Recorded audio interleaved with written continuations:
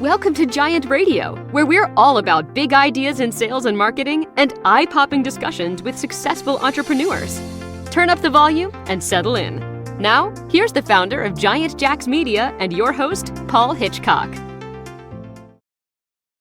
Hi, everybody. This is Paul Hitchcock. Welcome to Giant TV. I'm the founder and president of Giant Jacks Media. Really excited to have my guests here on today. I've got Bill Vick, who is an incredible Vistage chair in Northern California. Welcome, Bill.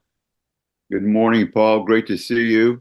Yeah, and I've got Ross Hartmann, who is the founder of Kiingo AI innovation expert, doing a lot with business owners and AI and innovation. We're going to hear from Ross. And so what I want to start off with here, Bill, is tell us what you're doing with Vistage there. You're building out your practice and maybe touch on some of the industry groups you're working with. What are you doing there? You know, the key thing for our group and for Vistage in general is pick those CEOs that are lifelong learners that want to make their companies better. They want to make their companies better by making themselves better. If they're better, their company's better, the employees are happier, the community's better. All in all, the classic Vistage look. So we have a pretty diverse group. We have farmers, we have vineyards, we have builders, we have compensation experts, we have nonprofits. So across the board. And the thing I love about it is they being the CEOs, are like sponges. They really want to know. They're reaching out. And the power of Vistage, of course, is they're sharing. Yep. So one individual may have a particular problem and then says, oh, I've dealt with this. Here's what I recommend. Here's what worked for me. So that's, for me, is a lot of fun. And then as we look at the subject matter for today, AI has become something that pops up, started last year. Now it's almost at every meeting. Well, this happened. I saw this and so forth. Yeah. And I know you've got your thumb on the pulse of what's important for the leaders you're working with. AI is certainly one of them. And Bill, you have some open spots there. Who are you looking for? Well, we're looking for, someone that, say, 5 million plus in revenue. Okay. Yep. Up to a billion even. We're looking for people in the North Bay, but it doesn't have to necessarily be the North Bay. It could be the Bay Area. I'd like to have some more manufacturers. I'd love to have some people that are involved in more technical work. We've got a lot of fundamental businesses, but I'd like some tech entrepreneurs would be great. The idea of, and then some more nonprofits would also be of interest. Yeah, nice. And yeah, Bay Area, so you're north of San Francisco there, which Ross gets us into you and what is going on with AI. Maybe give us a little bit of a landscape there. Yeah, I mean, it changes so quickly. So, first of all, I want to say is that this last year was the chat GPT moment, right? Yeah. It's where we got our first introduction, or I guess the general populace got their first real introduction to what AI can do for generative AI. And when people first start to use it, they might think that, it's kind of interesting. It can write some poems and do some songs and such. But when you get access to the pro version of ChatGPT, you start using GPT-4, which is the more powerful model, and you start looking at how it can help with workflow automation, well, then you really start unlocking some incredible possibilities for businesses, because you start looking at all of the things that knowledge workers do on a day-to-day basis, and you look at some of those tasks that they do, you can see how GPT-4 can be used to help automate a lot of those rote tasks, essentially. Now, the other thing that we're seeing is in the last 3 or so days, or maybe the end of last week, the GPT store came out by OpenAI. And this is kind of an app store for AI in a sense, where you can customize a ChatGPT chatbot for your particular use case. So businesses can create customer service bots. They can create internal training bots, anything like that, incredibly easily. And then finally, I'll say that Sam Altman, the CEO of OpenAI, gave us a little bit of a taste of what we might see this year, talking about GPT-5.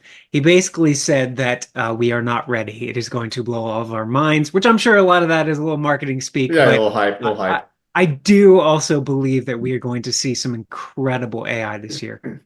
I'm so fascinated about all of this because the sources of information are critical. Are they verified, bona fide, and so forth? Are they believable? And I find that a lot of people, myself included, oftentimes if you read it or see it, you default to believing it. And so you have to be very, very careful. And I'm sure that the next iterations of AI are going to have some sort of proof or check or whatever, some sort of validation on top of that. But to add to that, in Vistage, we have we have networks within Vistage. We have builders, contractors, attorneys. We have all kinds of industry groups. And one we've done is a new network called AI. And we have like 45,000 executives around the world, and they're using it at different levels and in different ways. And they will post on a daily basis. Here's what I used that worked for me. I find it quite a powerful tool.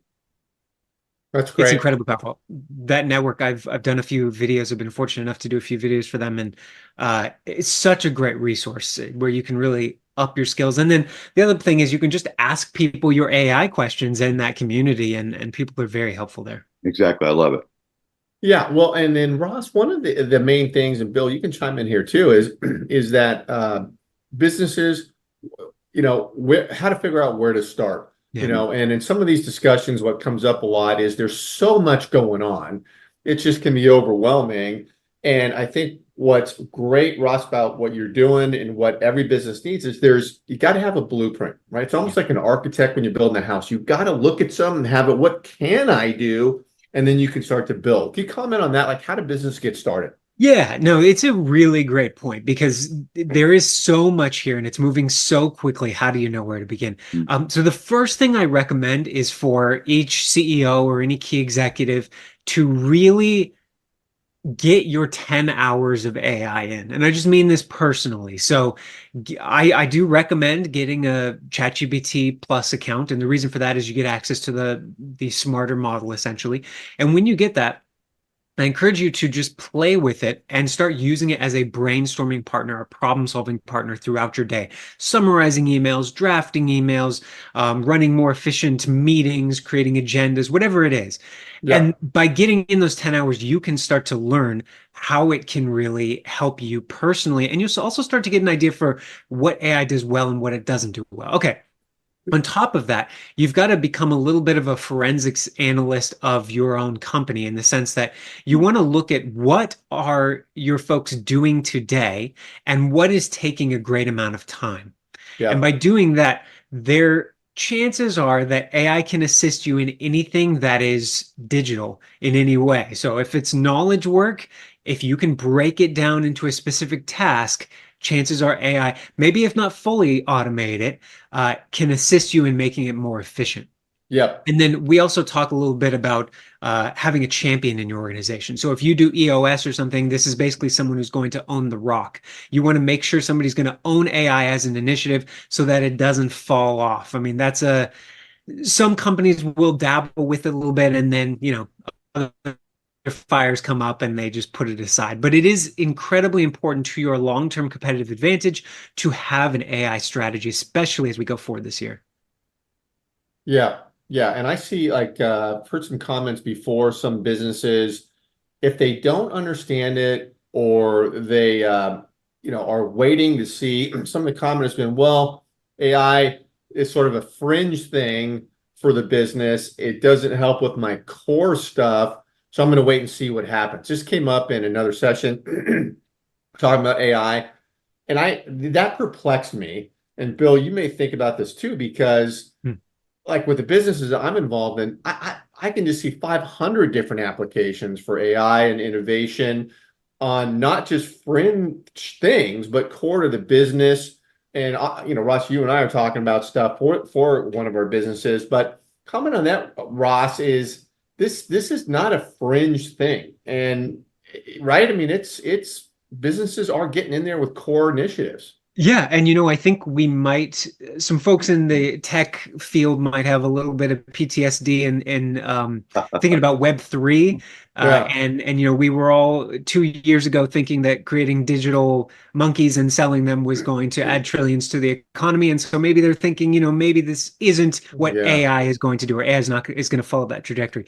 So the first thing I'll say is that with AI, we're already seeing value. So it is adding value today. It's not something that's coming in the future. It's not some promise. It's something that you can make use of today. And then the second thing I'll say is that 2023 was kind of in my opinion, the year of the demo, where you can see Uh, what the potential is with AI, and you can see what it can do if you're super tech savvy. 2024 is going to be the year of the builder.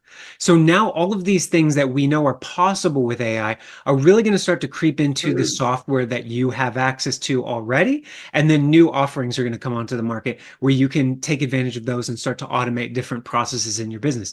But I think, Paul, to your point, this is not going away. So you can, Microsoft, Apple, Amazon, Meta, obviously OpenAI, they're all pouring billions of dollars into this technology.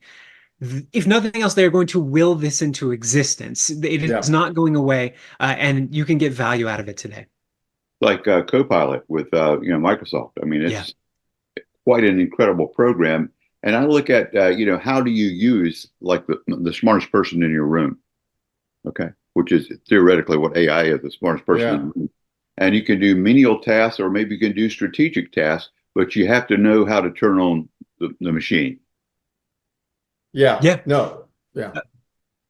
Yeah, it's a great point. And I mean, Microsoft obviously is fully in on this. And to your point, maybe the AI is the smartest one in the room, or maybe it will be by the end of this year. But the thing also is we still today need to, like you're saying, guide the AI. That's why it's called a co-pilot and not yet a digital Yeah, worker. It's exactly. someone that you have to learn a little bit about prompt engineering, and learn how to get the most out of the AI to get it to accomplish your task with the highest quality, basically. Yeah, Ross, do you have like a basic curriculum or a basic recommendation for different levels of business, like scheduling, meetings, agendas, things of that nature that CEOs can use?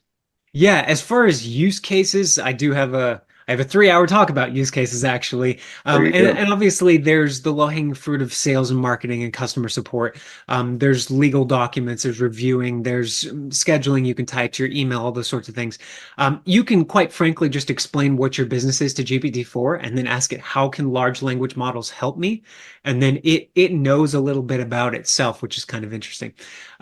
The other thing, though, is if you want to learn prompt engineering, you want to learn how to speak to the AI to get the most out of it, I would recommend a website called learnprompting.org. You can also just, Prompting.org. yeah, Okay. learnprompting.org. And, you can also just go on the internet and look up prompt engineering, but you probably get a lot of influencers there. Yeah. But yes, you want to learn how to talk to the AI to get the most out of it.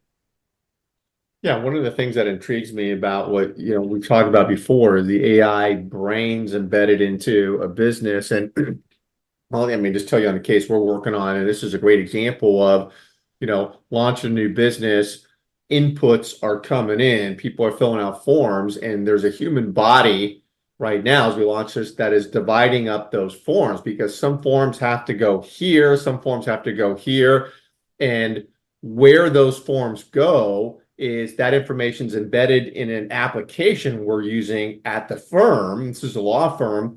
And so we're looking at AI coming in and being able to look down, access the application we're using, determine where it needs to go, and then forward that. Can you talk about a little bit about the AI brain, Ross, in that side? Yeah, so there are different kind of tiers that you can implement AI, and one of them is workflow automation that you can do through something like Zapier, for instance, where you can really put AI into a workflow that previously had to be pre-programmed, right? You Yeah. couldn't really just hand a form to to a computer and say, "Can you make a determination as to where this goes?" No, you had to say, "Well, if it's got these fields, then it goes here, and if it's got these fields, then it goes there." Now you can just hand it to an AI and can make a decision. But an AI brain, and this is something that my company works on as well, is where you actually integrate AI into an organization's data. And it can tie into your OneDrive, your SharePoint, your Google Drive, whatever it is. Can even include your CRM, your ERP, your financial system. And as part of that, it can retrieve information, and there's this interesting stat from the International Data Corporation that up to 2.5 hours a day can be spent by the average knowledge worker just trying to find information. Yeah. So that's going into your email, trying to find what did that client say 4 weeks ago about this contract, or what's this letterhead 17 levels deep in our OneDrive. That time adds up, right? And so if you can have AI tied to your data, it can really reduce hours into minutes for retrieving information. And obviously that saves time and money. But then there's also capability unlocks where you can start doing things with AI when it's tied to your data that you couldn't otherwise. It can pull information from different areas and find new insights that you maybe wouldn't have seen. Yeah, I was going to ask you, Ross, do you have like you mentioned one website to go to about how large language models, how to ask prompting questions and so forth. Yeah. Do you have a recommended agenda of like read these 4 or 5 articles or take a look at this as a beginning point for people to learn how to really integrate with this? It's a really good point. So I do recommend Learn Prompting because learnprompting.org, because it has a beginning and intermediate and advanced, and you can really get far with that. You don't really need to know too much of the technical theory behind this technology. Go into it a little bit as far as its strengths and weaknesses go. If you want to up your game, there's another website called promptingguide.ai, I believe it is. Mhm. And through that, you can learn more advanced techniques to where you can start getting AI to do math consistently. You can have AI do QCing. And then you may also just want to read a little bit about Zapier and how AI can be integrated into workflows. Yeah, that math problem could work really well for high school students in algebra and so forth. Okay, you don't, I mean, I'm sure you do know, but you can literally take and I've seen this, you can take a picture of a textbook page and say, solve these math No, problems, and no, it that's will interesting. understand the problems and solve them and give them back to you just by taking a picture. I mean, we are Oh not my goodness. ready for what is coming, essentially. It Yeah. is really truly. Do you have like a then we're getting a little bit in the weeds as we go into the prompting and so forth and so on. I Yep. understand that, and most of the leaders and business owners are not going to get that deep into it. They might have someone on their staff do it, but do you have like a recommended like best practices, maybe that kind of thing?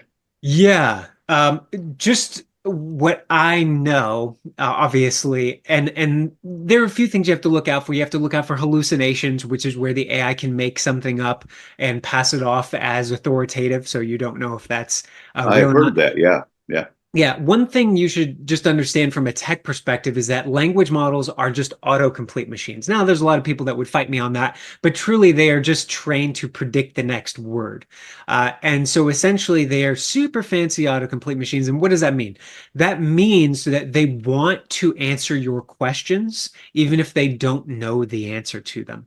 So this is really where it's helpful to be a domain expert in the area so that you can identify when, quite frankly, the AI is lying to you, because the AI does not yet know what is true and what is false.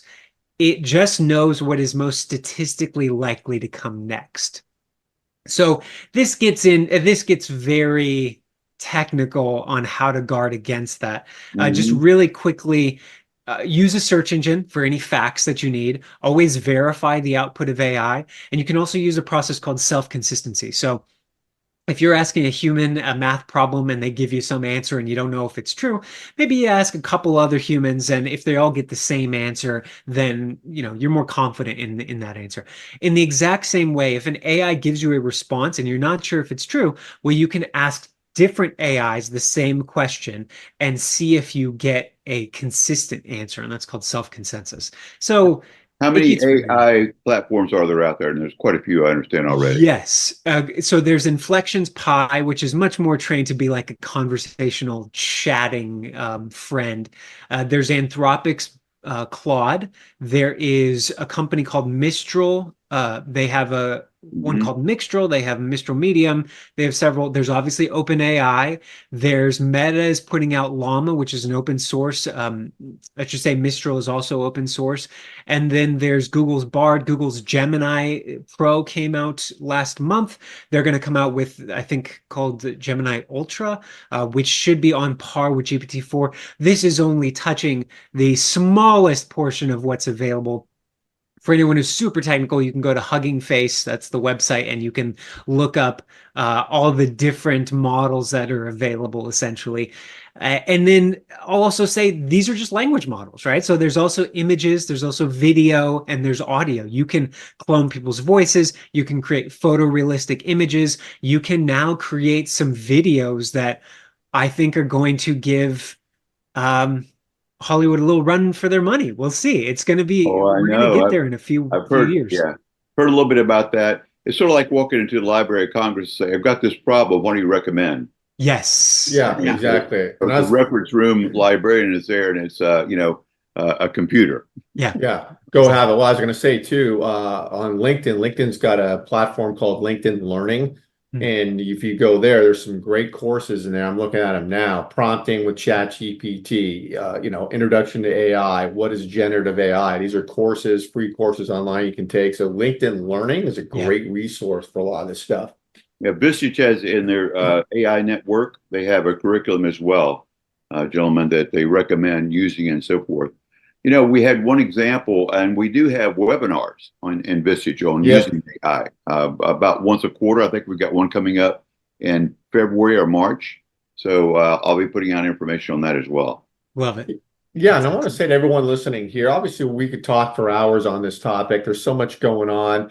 This sort of just a high level, how to think about these things. And Bill, for those listening, Bill has partnered with Ross to offer a complimentary AI strategy session. So wherever you're watching this video, because we live stream this everywhere, goes out there on LinkedIn, YouTube, all these places. Around this video, you can get connected to that. It's great. You get on a Zoom with Bill and Ross and get into your own business and how AI might impact you. And Ross will take a deeper dive with you and get some stuff to look at for your business. So check that out. It's around this video. I wanted to thank both of you for being here. This is great. And yeah, look forward to tracking the progress of all of this. Yeah, kudos to you, Paul, for putting this together, Ross. You're a leader in this, and I'm very excited about the future and working together. So thanks so very much. Yeah. Thank you both so much. Had a great time.